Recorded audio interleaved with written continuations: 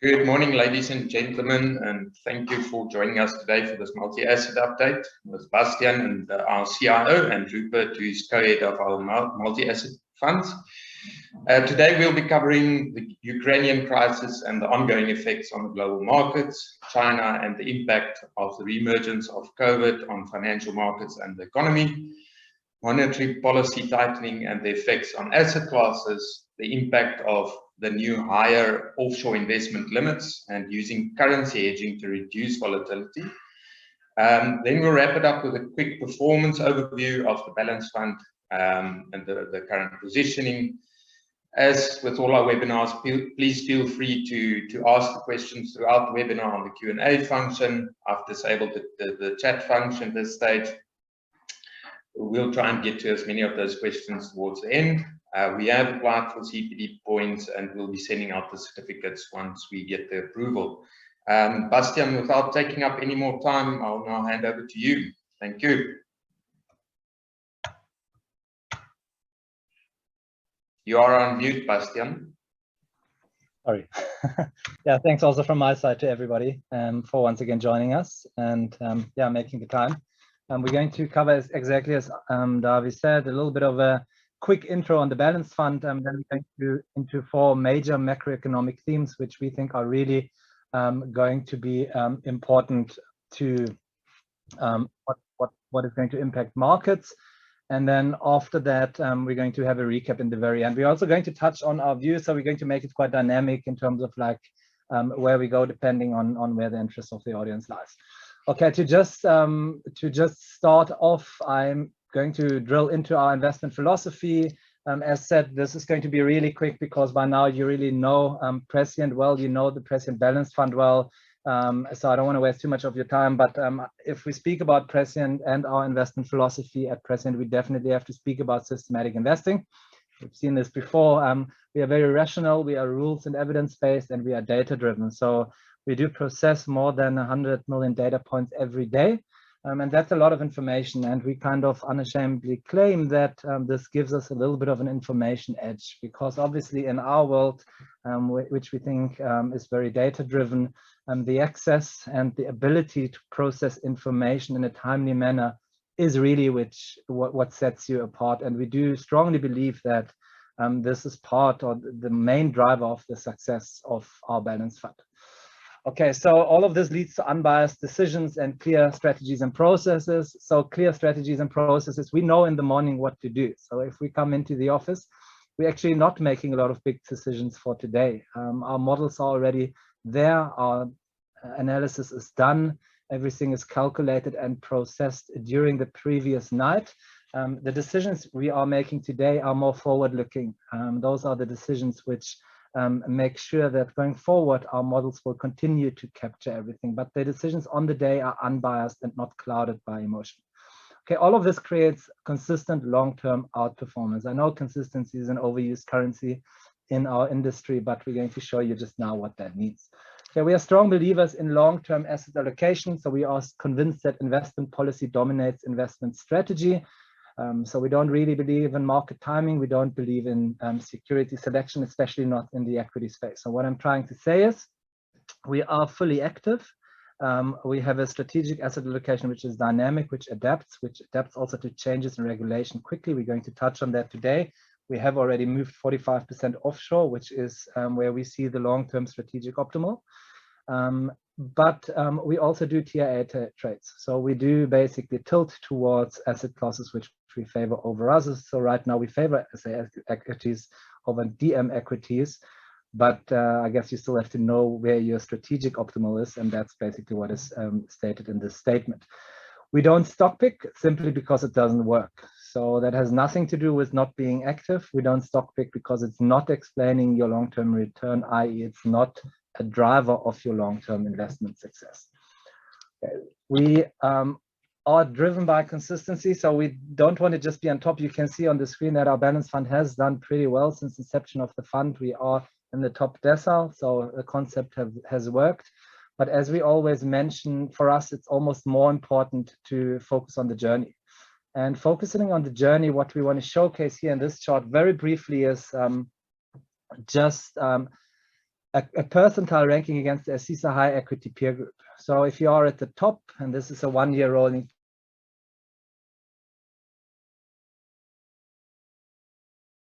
period, if you are at the top, you are kind of like you lost. And for us, it's not about being at the top over a 1-year period. For us, it's about having a stable journey. So I can choose any other fund, highlighting it in red here. It doesn't matter which one I choose. You will see that all of these guys will have, show the on one now. You will see that all of those guys have relatively volatile journeys. They go from the top to the bottom, they dip into the last quarter or into the first quarter. Those are not necessarily bad funds. Whichever fund this is actually a good fund. But the journey is volatile. While for us, if you focus on the blue line, you do not get that volatility. You get a far more consistent story where we never go top to bottom. We're always ahead of average, and 90% at least ahead of average over a period as short as 1 year. And then obviously, if we extend the time period to a 3-year rolling, the power of compounding sets in. Just by avoiding being at the bottom, you go through the top through time. That takes us back to the quote from Michael Jordan, which we always throw out here, basically saying all I knew in life is that I never wanted to be average. We also don't want to be average, but we speak about averages a lot. Being better than average all the time takes you to the top through time. That's how the investment world works. You don't have to shoot out the lights in any given year, rather be consistently ahead of the pack and you will go to the top. Okay, so how do we achieve it? We achieve it through a diversified source set of alpha sources. I mentioned we are very active in our strategic asset allocation. We are active in our tactical asset allocation tilts, and we do portable alpha. Portable alpha is pure fixed income alpha. Okay, so these are our strengths: asset allocation and fixed income alpha generation. And if we just see whether we had a positive or a negative contribution throughout the individual years, you can see that, first of all, our drivers of return are highly uncorrelated. And obviously also what stands out is the reliability of our portable alpha process. Okay, we do all of this, which is required to be active. So basically SAA active, TAA active, alpha generation within the asset classes active, but we do all of this at exceptionally low fees. So that's why we like to show this chart where we're just showing on the left-hand side the 5-year return and against the TIC on the x-axis, and the right-hand side, we once again show the TIC on the x-axis, but on the y-axis, we now show the percentage of time which we spent ahead of the average. We're showing this against the entire category, so I could literally choose any fund in this category. It doesn't matter, but where you want to be is at the top left. So you want to be a low-cost solution, but you also want to outperform. You can see the strong negative correlation on both charts. So if you go for a low-cost solution, it doesn't mean that you are sacrificing a smart investment process. Actually, there's clearly a negative correlation between investment returns and fees. So you want to have low fees to get a good investment outcome. We offer low fees, but more than that. So if you only would offer low fees, be a pure passive, would be sitting on that line, which is a good outcome if you're on the left-hand side. But we are on the very left-hand side. We are amongst the lowest costing funds in the category, but at the same time, we are quite high up in terms of our ranking. And we are actually, as I said, almost, actually the #1 fund if it comes to consistently beating peers. Okay, so what we're trying to achieve really is the best of both worlds. So basically blending active and passive, but not blending it by being somewhere in between, blending it by putting together the nice elements of both worlds. So we have very low fees. I'm sure that on the previous chart, we've got low transaction costs as well. There's a lot of reasons for that. We actually have lower transaction costs than a pure passive strategy. We've got a very low tracking error. So the combination of these 3 elements is exactly what everybody is looking for when he looks for a passive solution. We have all of that on offer.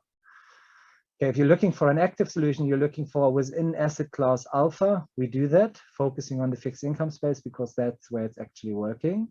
We have an efficient allocation of capital, so just meaning that we adjust our strategic asset allocation if need be. The best example, recent change in regulation, didn't take us longer than 2 days to arrive at a new optimal. And then capturing market dislocations, we are very active also in the TIA space because we do know that asset allocation is the definitive driver of your investment success. Okay, so much for the theory around the balanced fund. We are going to now move into the themes which are currently driving markets. We've got some of the older themes which we used to cover together with you in previous seminars and also on more individual sessions. We've basically moved those into the light gray area. We're not going to cover them today.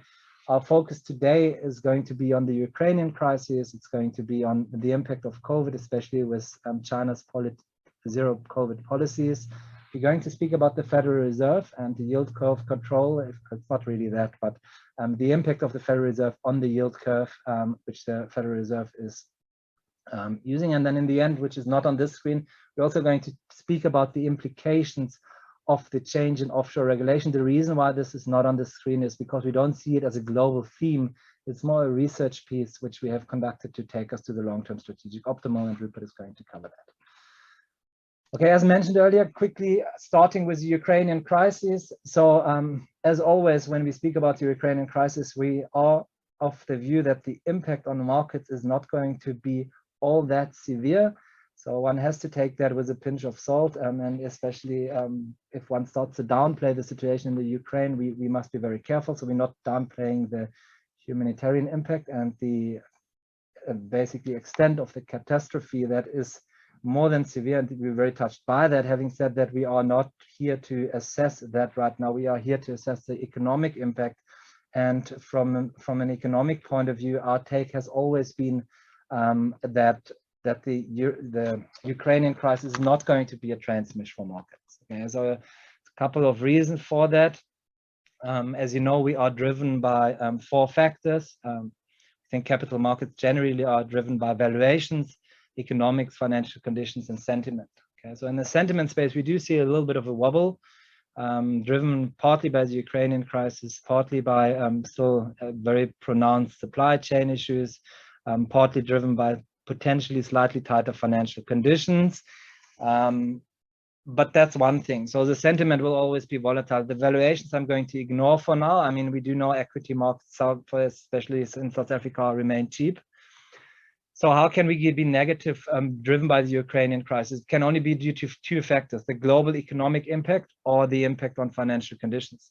So the global economic impact in the clean hard data, as we think, is going to be muted. I mean, issues around high inflation prints and maybe like food price inflation, all of that is very pronounced. We get that. But we have to acknowledge that the Ukraine is or Russia in itself even is a tiny portion of global GDP and an even tinier portion of global trade. So the hard data is not necessarily coming through. As said, there's an impact on sentiment, but purely looking at the hard economic data, the impact is not going to be that massive. The risk, therefore, really comes through when one looks into financial conditions. So do we have an impact on credit market functionality? Do we have an impact on financial conditions? Do we have an impact on financial stability? And the answer to all of these questions, in our opinion, is no. We've shown these 3 charts before because those are really the ones to look at as we think. We're starting with a LIBOR OIS spread. So that's the spread between LIBOR, so the rate at which the highest quality, biggest global banks lend cash to each other. And we compare that against the overnight interest rate swaps. So basically the rate at which those banks would lend each other cash without an exchange of capital. So by taking that spread, you are measuring the pure credit risk within these highest quality institutions.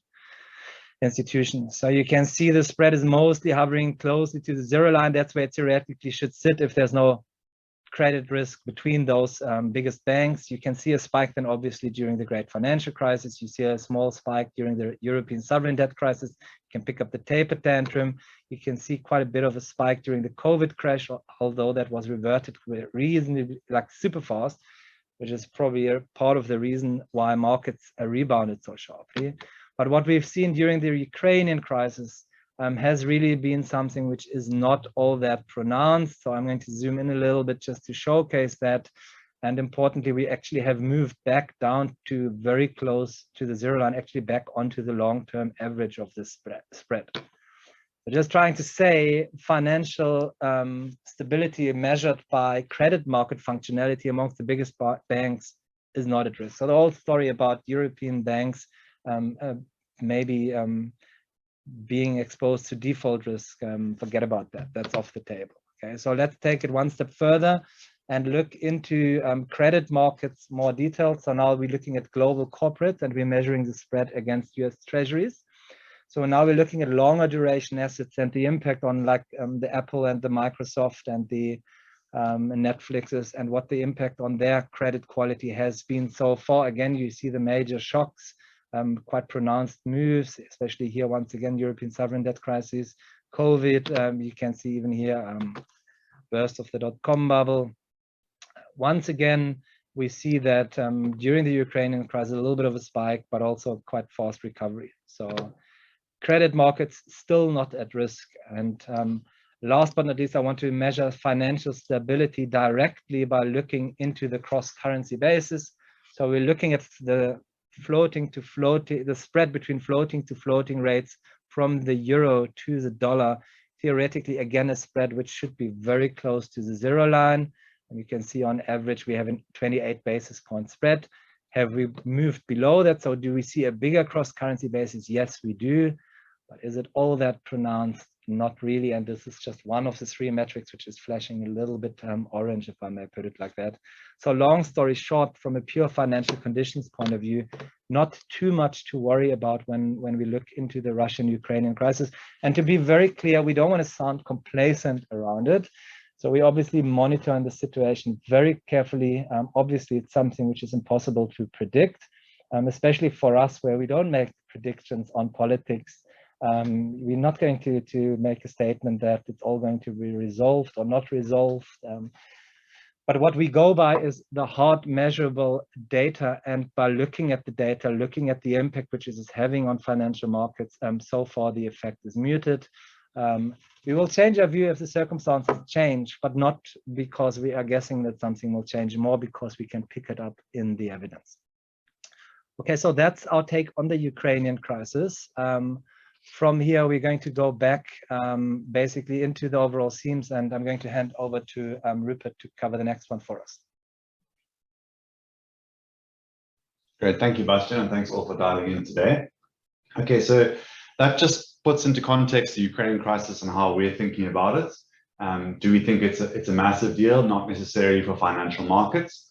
So now we look to the east, specifically towards China and their current lockdown against COVID-19. Something which is perhaps less publicized in the West, but something we think is equally important to keep an eye on, given the amount that China contributes towards global GDP, certainly a lot more than Russia does. So I visited this theme before, but just wanted to update you on a couple of different metrics. So if we first look at the infection growth rate, so let's take a step back and think to ourselves, what is the current COVID situation in China? I mean, think humanitarian type COVID situation here. Infection growth rate, you might think that I've left China out of this chart. I haven't. What it just shows is that the infection growth rate in the last wave of the United States and likewise in South Africa, they were significantly faster growers than China at least currently is. If I zoom in and just look at China though, we can see there is a pickup in infection growth rates. It's not massive, but there certainly is a pickup in Chinese infection growth rates. And that's the reason why China went into lockdown. But just to go back to show you what that is in the context of both South Africa and the United States, it's not an infection growth rate, which is something which we should be particularly alarmed about from a humanitarian perspective, at least. If we look at the vaccination rates, and this is equally as important. Now, I know that there has been talk that the Sinovac is less effective than the Western vaccines. That may be the case, but if we look at the actual vaccination rates in China, they are far and away higher than even the UK. So if we look at the vaccinations in China, they're almost approaching 90%. Even if that Sinovac is, say, 10 or 20% less effective than a Pfizer or a J&J, that's almost irrelevant because the level is still higher than that of the United States in particular. So if you were to dilute that by 10%, you're still 80% vaccinated. So certainly not a bad case in terms of A, the growth of COVID in China in terms of numbers on the ground, and B, the vaccination rate within China. In other words, what the impacts of that growth rate might be on those who might have severe conditions. So in essence, China and their lockdown policy is working. We've heard from our China office, Prescient China, that they are testing every single day. So every citizen testing every single day. Everybody's in lockdown across the key cities. So it's a very serious type of lockdown. It's a very effective type of lockdown, and it certainly is working. But is it impacting the economy? And this goes back to what Bastian was saying earlier. You know, we look at the economy in particular. We look at what it's going to be doing to financial markets. So in this case, if we focus on various key metrics from China, all of which are included within our indicator models, and pick up the themes for emerging markets, if we look at the themes that we see on the hard data prints within China, what we're seeing is, to start with retail sales, you can see COVID, serious drop-off, then a serious rebound after COVID. And now what we're seeing is it's starting to come back down below that 0% level. In other words, it's starting to shrink year on year in terms of retail sales within the Chinese market. So perhaps a sign of a degree of cracking within the Chinese markets. If we look at it through a different lens, Chinese industrial production, in other words, the output within China, you can see COVID, big drop-off, big rebound, and now coming right back down to that 0%. So not much, if any, growth year on year in industrial production. We expect that to come down even lower with the impacts of lockdowns coming through. Chinese real estate, very similar pattern, but a very, very important one here, the Chinese jobless rate, in other words, the unemployment rate. So what we're seeing is a spike in unemployment, and yes, it's nothing of any order of magnitude similar to what South Africa has in their unemployment. In fact, it's quite similar to the United States in terms of unemployment prints. But the pickup in unemployment has been significant since the spark of this latest COVID wave in China. So that is one of the indicators which might, going forward, have a negative impact on the Chinese growth prospect. But for now, we'd say overall that we are still waiting in the wings, relatively neutral on China, and waiting to see what the longer term effects of this global, or at least this Chinese lockdown are. I'm going to hand back to Bastian to take you through the next theme. Thanks, Rupert. Yeah, so mixed messages there, obviously, from China. So a lot of uncertainty out there, and we are trying to go through the themes a bit by bit together with you today to just mitigate probably some of the worries when it comes to the Ukrainian crisis, but potentially also highlight that in China the numbers and the economic impact are really here mismatching. So the COVID numbers themselves not being that severe, but the economic impact potentially on the brink of becoming quite severe. A lot of different questions could arise from that. Is China going to stick to zero COVID policies, etc., etc.? But again, we don't speculate. We go with the data, and so far there are some warning signs. We have to be clear about that. Okay, the next one we want to cover with you is the Federal Reserve, and as we call it, the yield curve twist. We're calling it the yield curve twist because we do think this time is different. This time is different because the Fed is more in control of the yield curve and a potential yield curve inversion than ever before. The reason for that is that normally the Fed controls the front end quite well and the back end is more market driven. This time around, we do think the Fed controls the front end and the back end, given that they have amassed such a big balance sheet and so many treasury bonds which they plan to unwind. So they can manage this trade-off quite well between either bringing front-end rates up by hiking or by bringing back-end rates up by unwinding the balance sheet. So quite well controlled, and that's why we shouldn't be too alarmed by looking at an inverted yield curve, to be honest. So let's start by looking into the charts. We're showing in blue the US 10-year and in red the US 2-year. If we take the spread between the two in gray, you can see that if we zoom in, we've seen quite a bit of narrowing of that spread. Okay, we can also plot that spread in isolation. You can see that historically the inversion of the yield curve has been a very good predictor of recession. So we have to be cautious this time around again. I'm going to zoom in a little bit on the right-hand side. So, just to zoom in a little bit on the right-hand side and to highlight, we had a little bit of an inversion over the, not going to zoom any further. So we had a little bit of an inversion, basically for a very short period of time. But after that, we actually did see quite a bit of a recovery. So right now, the yield curve is not inverted anymore. Okay, this is speaking a couple of basis points. I don't want to highlight, I do want to highlight that whether we inverted by 5 or 10 bips or not for a week or two, or whether we're still marginally positive, that's probably not the key message here. The key message is to analyze a little bit more detail what is driving the inversion. Okay, so the inversion is obviously driven by an aggressive repricing of front-end hikes. So the Federal Reserve is priced to hike interest rates aggressively. Most likely they're going to hike 50 bips in May and probably another 50 bips in June. So that's much more than what we anticipated probably a year ago. But what we're looking on this chart here is break-even inflation. So basically the baked into market inflation expectations. And what we can see here that yes, inflation expectations for the next 10 years are quite high. In fact, they are close to an all-time high, but they're not off the charts. So they're nowhere near these 8% prints, which we're seeing right now in the top line CPI. They are still sub 3%.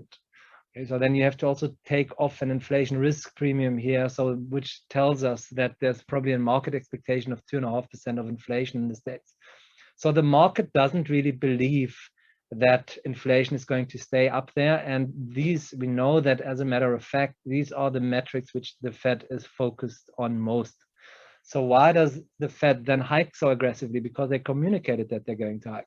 Well, they're hiking for the right reasons. And we've said that before, they're hiking because they can afford to hike. So I want to show the strengths of the US labor market.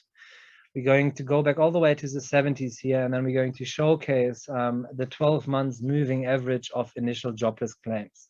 Okay, so if I do that and focus and zoom in a little bit more into the recent past, you can see that we are on a 12-month moving average, 12-week moving average base. We are literally hitting all-time lows here. Okay, so very, very low initial jobless claims.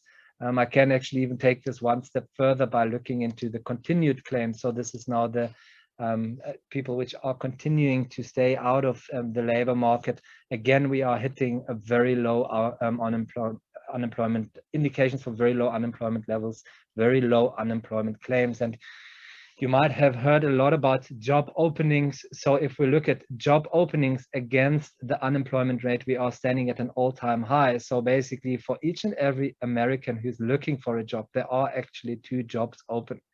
So there's quite a bit of a mismatch, which is a whole new discussion, but the labor market is just very, very strong. That in itself, and that's our take, and that's important, doesn't necessarily mean that there has too much inflation, because the Phillips curve is pretty much broken, because you have these strong wage gains, which we are seeing basically combined with very strong productivity gains. Just one last chart on the labor market as well. So we are seeing a prime age participation rate, labor force participation rate. So these are the people between 20 and 55, which are basically theoretically could potentially be willing to work, or could potentially from an age point of view be working. We're also showing the prime age rate because we are adjusting for demographic effects. But if we focus on that, you can see that we are close to a pre-COVID level in terms of how many people are actually participating in the labor market. Trying to say there's a lot of good news when it comes to the US labor market, and that's why we're hiking. I'm going to go one step back to this chart again. We are hiking because we don't want this chart to get out of hand, but it hasn't gotten out of hand. So the Fed is more worried about a loan price spiral, which we haven't seen materializing yet. But they're going to monitor that carefully, and they're going to make sure that they hike early enough to counter a very strong labor market. They're not hiking because inflation now sits at 8%. So they're hiking because they can hike, and that's important. That's what we're seeing in the yield curve. So if we just go through the yield curve from a, I think 21 months period ago, and then we see how it evolved. Roughly half a year ago, the yield curve was steepening quite a bit. We saw that as a positive take. And that fed into our models in a positive way and turned us to be quite bullish. Now we're seeing a bit of the opposite. So now we can see that we're evolving to something which is much flatter, which in itself is a negative. But again, we think that the move up at the front end has literally happened because the economy is so strong, and not because of inflation being too high. Just another few charts on Just going to switch to our global macroeconomic monitors to just highlight how we see global central bank policy in the States a little bit more detailed. And we're going to look at the global balance sheets, not just for the Fed, but also for other central banks, and speak about the balance sheet unwind a little bit. So you can see that the combination of all the central banks' assets which they are holding is still very close to all-time high. Here we're converting everything to dollars to make it comparable. And the dollar has strengthened aggressively against the Japanese yen, the euro, or the yuan. So basically trying to say we are seeing a downward trend here purely by currency movement. So if we are looking into other bigger central banks, the ECB actually running a bigger balance sheet than the Fed, which is often forgotten, the ECB is still buying aggressively. They're going to continue to buy out throughout the year. So we are, yes, we're talking a lot about the Fed balance sheet being unwound and going to be unwound, but so far we haven't seen anything of that. And I'm just talking about why financial conditions are going to be remaining easy. So let me just take you through to the balance sheet of the Federal Reserve. You can see that it has stopped now to grow, but it has not started to shrink to any extent, while other central banks are still buying. So long story short, financial conditions are going to remain easy, and we shouldn't get ahead of ourselves by being too panicked about the actions of the Federal Reserve, which are mostly in the price by now, but which are still pointing to extremely easy financial conditions. So, I mean, we see this massive balance sheet unwind and this massive hiking cycle coming, but what has happened so far is a 25 basis point hike in rates, and that's about it. No unwinding whatsoever. Another interesting chart is if we look into the individual components of the balance sheet, and that's why we also think that the hiking cycle might, to some extent, really start to be overpriced. If we look into the individual components of the balance sheet, you will see that this green area, mortgage-backed securities, is basically something which is largely owned by the Fed now. So this is basically just a decomposition of the Federal Reserve's balance sheet. They're holding a lot of mortgage-backed securities, which has a direct impact on inflation. So if we now start to unwind mortgage-backed securities, mortgage-backed rates are going to go up, and that's a perfect metric to basically bring down inflation. So the Fed is in control, that's what we're saying. They haven't moved all that decisively. They will have to move decisively over the next couple of months to rein in these extreme spikes of inflation, but they will also be fast to take the foot off the brakes if they have to. So we are not all that concerned. And as you know, we are still very positive on South African equities, so that just takes us back to our one or two of our asset class views.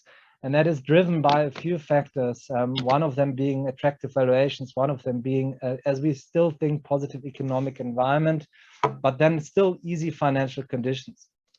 And I just want to go one last shot before I zoom out again and go back into the themes which Rupert is going, where Rupert is going to basically be covering the ability to go offshore. But just before I go there, just one last comment on front-end hikes and front-end interest rates again. So for that, I want to show this chart quickly, which is how we assess the tightness of monetary policy. So I'm going to start with looking at the Laubach-Williams natural rate. So the Laubach-Williams natural rate is a model by Thomas Laubach, who's the head of research at the San Francisco Fed, and John Williams, who used to run the San Francisco Fed and now is running the New York Fed. And what John Williams and Thomas Laubach have done is they created this model to basically assess where the real interest rate of the Federal Reserve should be to be neutral. Okay, they have actually discontinued this model post the COVID-19 crash, but we picked up the data and the code from the San Francisco Fed and did our own calculations to continue the time series. By doing that and looking at the yellow line, you can see that the Fed should have real interest rates. So interest rates after inflation at roughly 2.5% to be neutral. So where is the Federal Reserve actually standing if we look at it in real terms? So we take the actual rate of the Federal Reserve minus inflation, we are sitting at an all-time low. So the right measure, in our opinion, to assess the ease of monetary policy as we speak is the gap between the Laubach-Williams rate, where interest rates should be to be neutral, and the actual real interest rate, where we actually observe interest rates in real terms. The gap of the two is at an all-time high.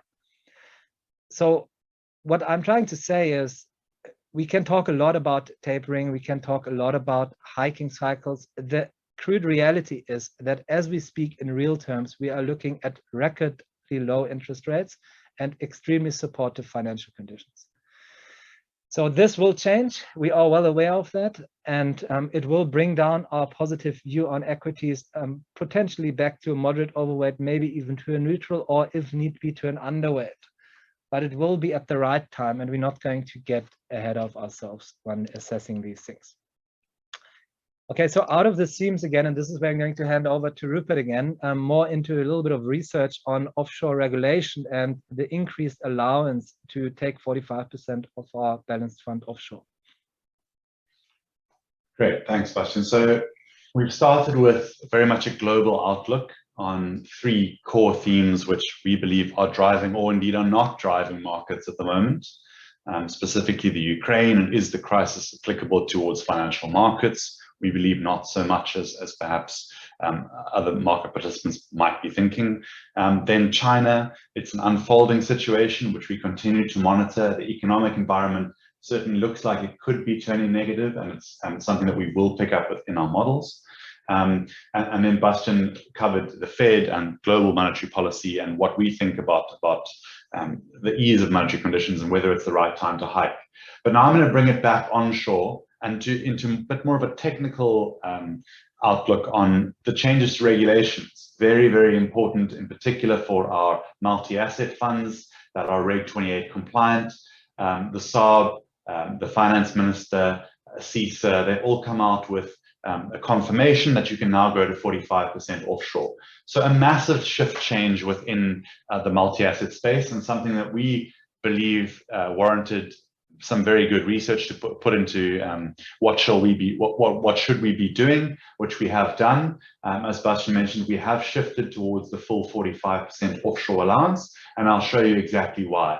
But in essence, it combines our ability to invest into assets around the world in a very, very diversified space. So taking, for instance, the 40 or slightly more highly liquid names in South Africa in the equity space, and diversifying that into 4,000, 5,000 plus names in the global space. So you're starting to eliminate as much of the single stock risk as you can, and it means that you have a much lower impact of things like a Steinhoff sell-off, or indeed the Naspers sell-off and then rally that has happened of late.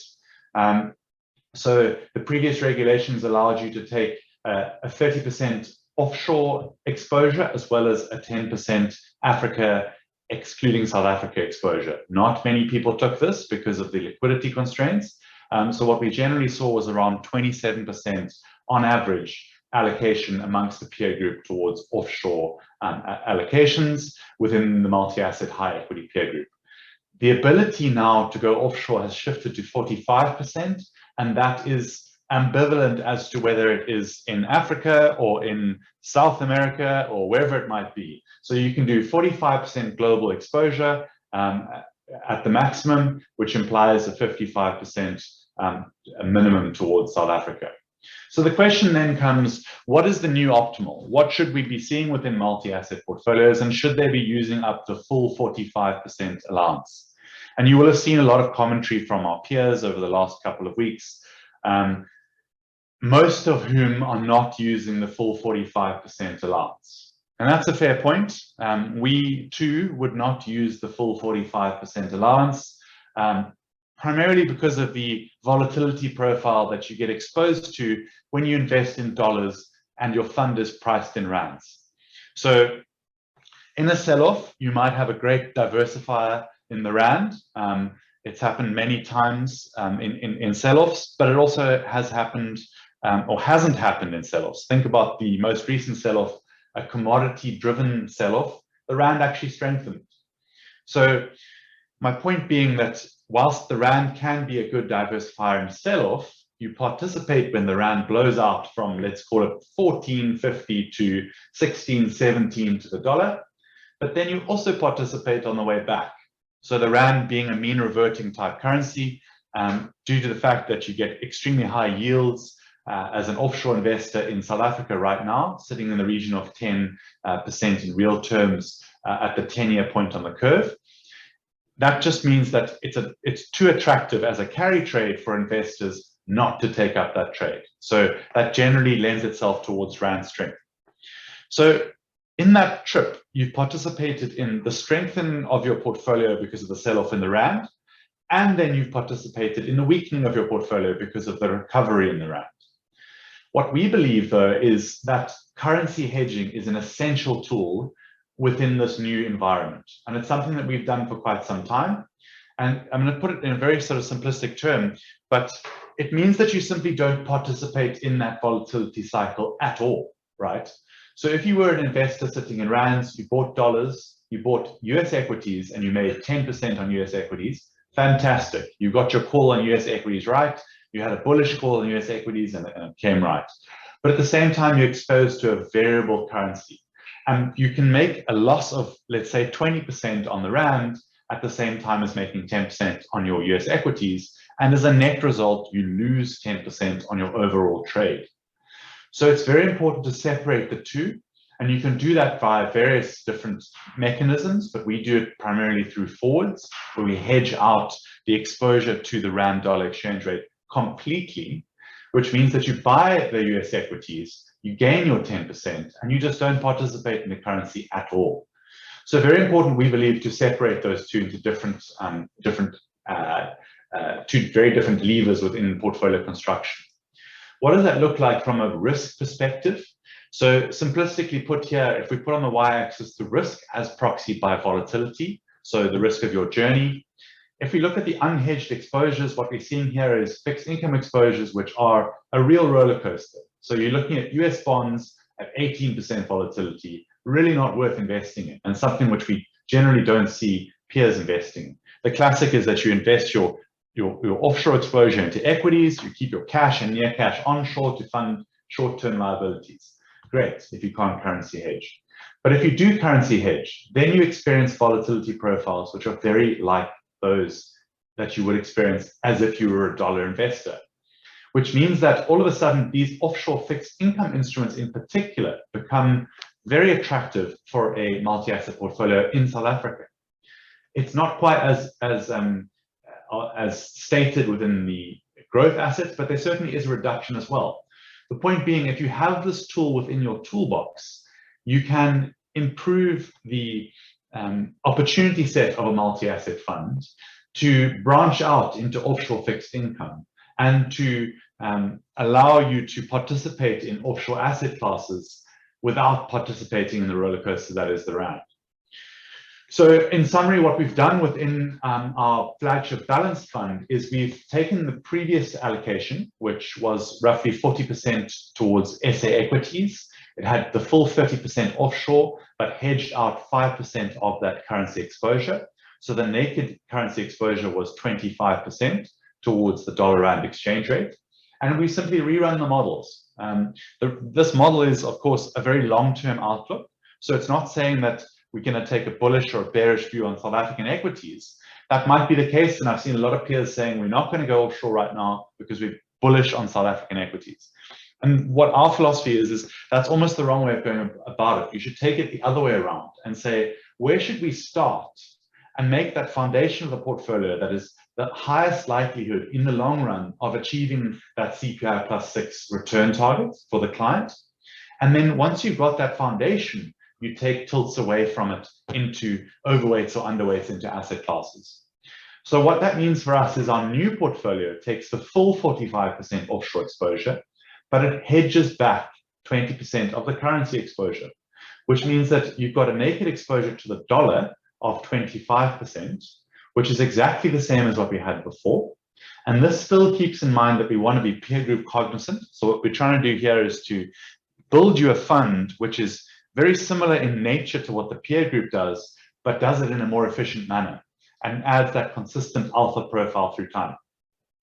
What it's done is it's taken a significant chunk away from South African equities structurally and parked it into a combination of emerging market equities and developed market equities, and a small portion in towards developed market bonds, as what I like to say, call it as an insurance policy.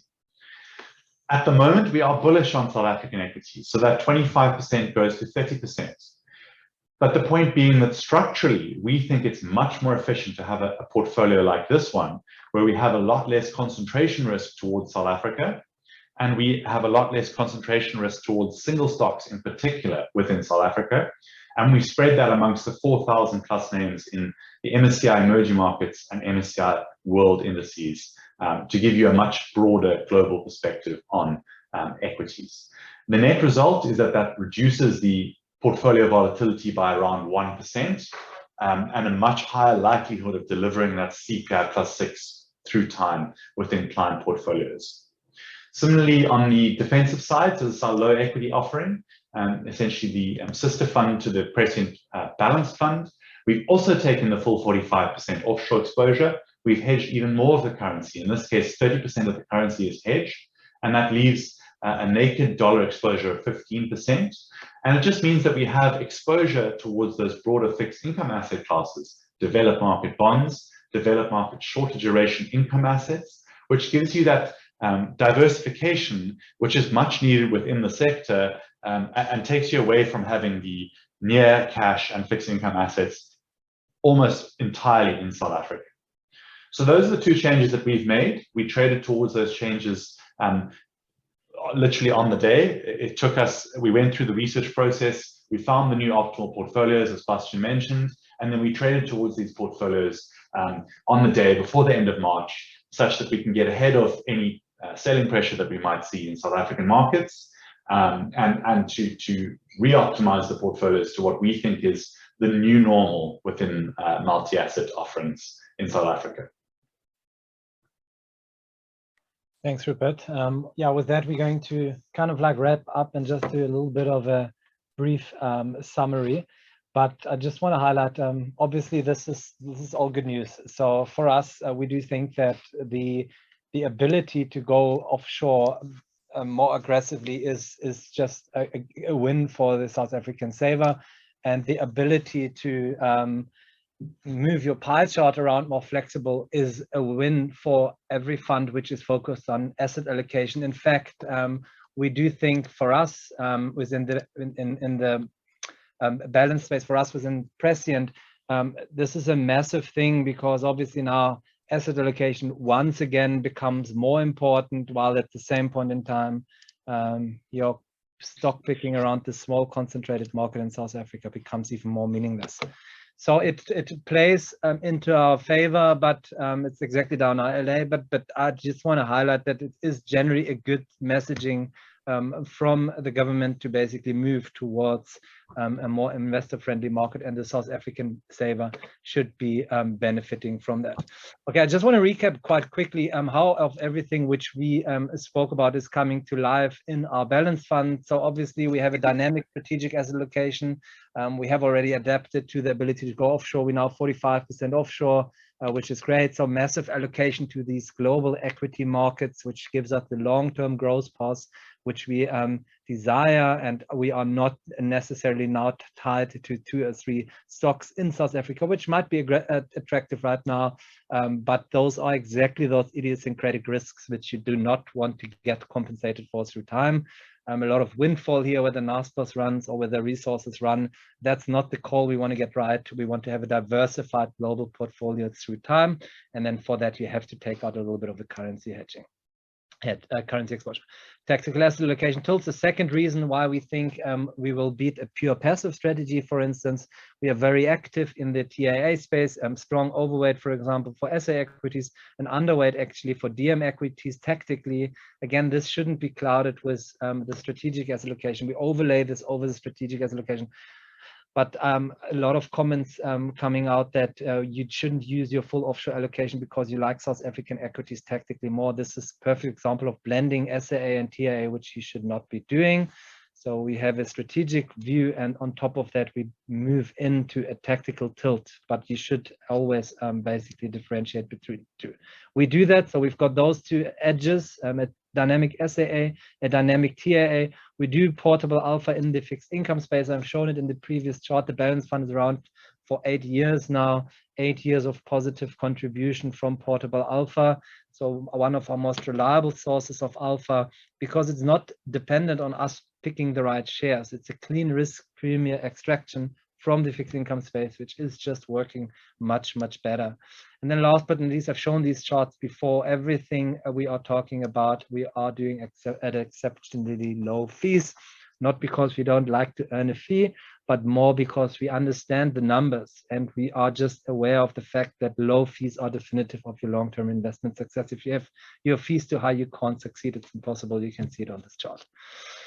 Okay, so just two last comments on performance. So has all of this actually worked? And obviously, as we think it works pretty well. We've shown you some performance charts already previously, so I don't want to move it too much into a performance-driven presentation. Let me just switch off the benchmark for a second and focus on the peer group. We're ahead of the benchmark over all measurement periods as well, but just to highlight this now, on a 1-year basis, on a 3-year basis, on a 5-year basis, on a 7-year basis, on a since inception basis, every measurement period ahead of our peers by actually quite a margin now. And if we now look into the individual calendar years, this has not been achieved by being ahead of the peer group in any given year by a massive margin. It has been achieved by, we're measuring 9 calendar years now on this chart. 8 out of 9 calendar years, we have been ahead of the peer group, and the 1 calendar year where we've been behind the peer group, we've been behind the peer group by 16 basis points. So it's more about, not about shooting out the lights at the top, it's more about never falling behind by far and then being ahead a little bit through time, all the time. So taking me back to that Michael Jordan quote, which I mentioned earlier. I just want to show it quickly in a slightly different format as well, just very quickly. So on this chart, we're showing 3 months, 6 months, 1 year, 3 year, 5 year, and 7 year periods rolling. And then on the y-axis, we show how often we are grouped into the first quarter, the second quarter, the third quarter, or the last quarter. Let me start with the last quarter. So yes, we sometimes are in the last quarter over a 3 months and a 6 months period, but you can see in the 6 months periods, it's like 2% of the time. And over a 3 months period already, it's less than 10% of the time. So very seldomly, even over a period as short as 3 months, it's very, very unlikely for us to ever be in the last quarter, which is quite a result, I guess. If I look into the third quarter, so call it just below average, it does happen over a 3 months period, 6 months period. It actually also happened roughly 8% of, no, I think 11% of the time over a 1 year period. So it does happen, but it's not very often. Second quartile is what we're trying to achieve over the short term. So everything 3 months, 6 months, 1 year, we want to be, I mean, 3 months, 6 months is really a little bit of noise, but 1 year periods, we really try to be second quartile as often as possible, or obviously first quartile. So first quartile, then as soon as you go beyond 1 year, I mean, even on a 3 months basis, 40% of the time we first quartile, 70% of the time we first or second quartile, 3 months period. But if I go anything beyond 1 year, we are very consistently ranking in the basically a top quartile, and that's exactly where we want to be. So it doesn't take longer than 3 years with this quite conservative approach to manage assets to actually go to the top. And then just one last chart, also to basically move away a little bit out of the balance fund, to also move us again, compare us against other asset classes. So we're just showing in gray inflation, and then we're going to bring in the ASISA multi-asset categories bit by bit. So I'm going to start with low equity, which has performed ahead of inflation, not necessarily ahead of its inflation +3 target. I'm going to bring in the high equity category, which has outperformed, but just a little bit. So it's interesting that for a long period, when markets actually didn't rally, the low equity category would have been ahead. And then obviously the high equity category is also much more volatile. The medium equity category sits somewhere in between. So actually closer tied to the low equity category, but yeah, as one would expect, somewhere in between. Interesting, and this is another good example why asset allocation and stock picking, asset allocation is so much more important than stock picking. If I bring in the multi-asset income category, you are actually over a period as long as 8 years now, you are ahead of all the ASISA multi-asset categories, which I found interesting. Also want to say at this point in time that our income provider fund obviously over this period is well ahead of this multi-asset income category, but I'm just showing the average category averages here. Having said that, If I bring in the balanced fund now, you can see that we are miles ahead of all of these individual categories. And that's just a perfect proof for me that the concept works. You should be active. We are very active, but focus on the things in the active space which actually work, the things which are important. The asset allocation decision, TAA, SAA, a little bit of fixed income alpha, that is important. That's why our income fund is ahead of the peer group over most measurement periods. That's where we have our strengths, but then port that into your balanced fund and do all of that in one go at very low fees. And then it's a natural progression to the top. And in fact, since inception, we now are quite close to being right to the top. And as I've shown earlier in the charts, it has been a pretty smooth journey with us. Okay, so that takes me to the end of our presentation. Thanks again from my side for joining us. And if there are any questions, I hope there have been some questions. Davi, if there are any, please share them. Thank you, Bastian. Rupert, yes, spot on before 1 hour, so I think I'll try and squeeze in 1 or 2 answers, maybe just to wrap it up, bring it all together. If you're not already looking at the balanced or defensive funds, both work very well as core holding to a portfolio. As Bastian mentioned, it's due to that short-term consistent performance which drives the strong long-term performance. So you don't have to wait for lumpy alpha to come through in the fund after a period of underperformance. Maybe the one question, or the one that's asked a couple of times here, does the currency hedging not increase the cost of the fund, or what does it actually cost to currency hedge those asset classes? Yeah, so I mean, it's a good question. It's one we get quite often, and people would say, surely this must come with a high degree of cost, and it looks too good to be true. And that's not actually the case. In fact, execution on this currency hedging through whatever it might be, a future, a forward, whatever it might be that you see as the most efficient way of implementing it, is very close to zero. I mean, literally 1 or 2 basis points on execution cost, because the rand dollar is such a highly liquid pair. So very, very close to zero on actually implementing this trade. You also earn a premium on the hedging through time, because remember, as a South African, you're bringing back your exposure from dollars to rands, which for a US investor might seem a little bit irrational. They would bring it back from rands to dollars, right? So the risk lies within South Africa if you are a global investor. But for us, the risk importantly must lie within South Africa, because that's where the fund is priced. So you actually earn a small premium through time by putting on and rolling currency hedges. And then you still get the interest rate differential that you bank in through time on your currency hedging. So for instance, it's roughly 4% through time. You'll earn that on the currency hedge, which is roughly in line with the inflation differential, which in turn will over time drive the depreciation, at least in nominal terms, on the rand. So you'll hear the classic, oh, the rand used to be 10 rand to dollar, now it's 18. I mean, in real terms, it's probably exactly the same. And that's the point. We don't want to participate in the roller coaster, but we want to be able to hedge it such that you participate in the long-term trend. Cool, thanks, Rupert. And then one last one.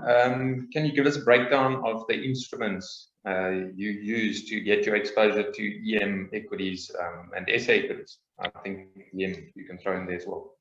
Yeah, sure. So as we said, we don't stock pick. We operate on an index level, which makes it very easy and once again very efficient. So you will have heard the word efficiency quite a lot here. We are obsessed with low fees, but also with low costs, and that includes low transaction costs. So we're using MSCI World Futures for the DM equity space, MSCI Emerging Market Futures for the EM equity space. We're using South African equity futures mostly for the South African equity space. We're blending different indices in South Africa to get a close tracking to the peer group. We would also use total return swaps or equity linked notes. So whichever derivative instrument is most efficient to give us the clean beta of the market, that's what we're using. But there's no alpha involved. It's literally just equity beta. The alpha comes into play because on the fixed income side, we are able to generate a lot of alpha, and we're porting that on top of our equity building block. So even within our equity portion, we're earning fixed income alpha, which basically gives us the stable outperformance through time. So yeah, we will focus on the efficient, low-cost instruments. Xavier, I hope that answers the questions. Yes, thanks a lot. Thanks again for everyone for attending today. We've mentioned portable alpha quite a couple of times throughout the webinar. We are having our first equity webinar on the 4th of May. So if you haven't received the invite for that, please reach out to us. We'll explain exactly what portable alpha is and how we go about it. Thanks, Rupert, Bastian, and everyone who dialed in, and have a great week further. Cheers. Thank you. Cheers.